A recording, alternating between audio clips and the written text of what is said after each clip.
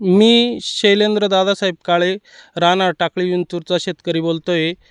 तर गेल्या आठवड्यात पाऊस झाला, त्या गुरुवारी पाऊस झाला, तर दुसऱ्या दिवशी शुक्रवारी दुपारी 2 वाजेपर्यंत तो पाऊस खूप चालला।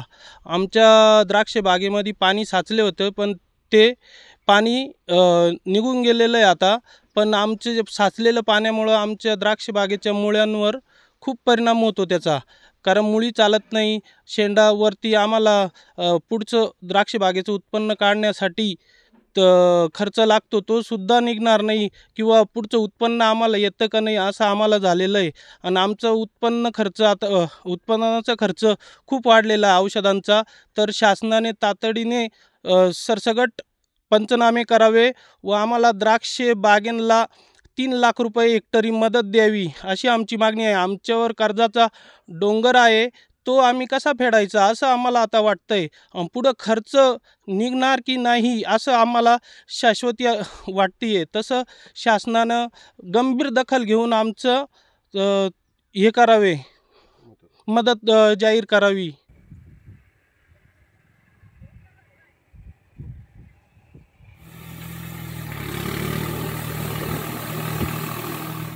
गेल्या आठवड्यामध्ये सोमवारी रात्री सुरू झालेला पाऊस आणि तो मंगळवारपर्यंत चाललेला होता मात्र, आणि त्याच्यानंतर लगेच 5 दिवसांनी जो आहे तर तो शुक्रवारीसुद्धा मोठ्या प्रमाणात पाऊस कोसळलेला आहे।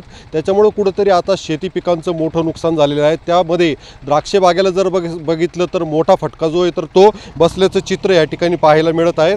या ठिकाणी आपण निफाड तालुक्यातील खडकमाळेगाव या ठिकाणी एका द्राक्ष बागेमध्ये आलेलो आहोत। या ठिकाणी जर बघितलं तर द्राक्ष उत्पादक शेतकऱ्यांना जो आहे तर तो औषध फवारणीचा अतिरिक्त खर्च या ठिकाणी करावा लागत आहे, आणि त्याच्यामुळे कुठेतरी द्राक्ष उत्पादक जो आहे तर तो आर्थिक अडचणीत सापडलेला आहे। त्याच्यामुळे द्राक्ष उत्पादक शेतकरी जे आहे तर त्यांचं मागणी एकच आहे की ह्या द्राक्षांना जो आहे तर तो औषध फवारणीचा अतिरिक्त खर्च करावा लागत असल्याने लागवड खर्च जो आहे तर तो मोठ्या प्रमाणात वाढलेला आहे। त्याच्यामुळे शासनाने कुठंतरी हेक्टरी 3 लाख रुपयेपर्यंत मदत द्यावी, कारण की मोठ्या प्रमाणामध्ये कर्जाचा डोंगर जो आहे तर तो आमच्या द्राक्ष उत्पादक शेतकऱ्यांवर राहतो। कारण की ह्या द्राक्षांना उत्पादन खर्च जो आहे तर तो बघितला तर साधारण एकरी कुठंतरी 3 लाख रुपयांच्या जवळपास येतो। त्याच्यामुळे आज रोजी होणारा खर्च जो आहे तर तो परवडत नसल्याने हेक्टरी 3 लाख रुपयांची मदत करावी अशी मागणी आता कुठेतरी द्राक्ष उत्पादक शेतकऱ्यांकडून केली जात आहे।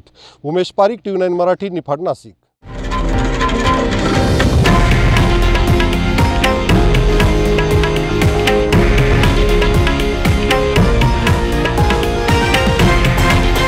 हे आहे देशातील नंबर 1 न्यूज नेटवर्क आणि आपण पाहत आहात TV9 मराठी, एकमेव।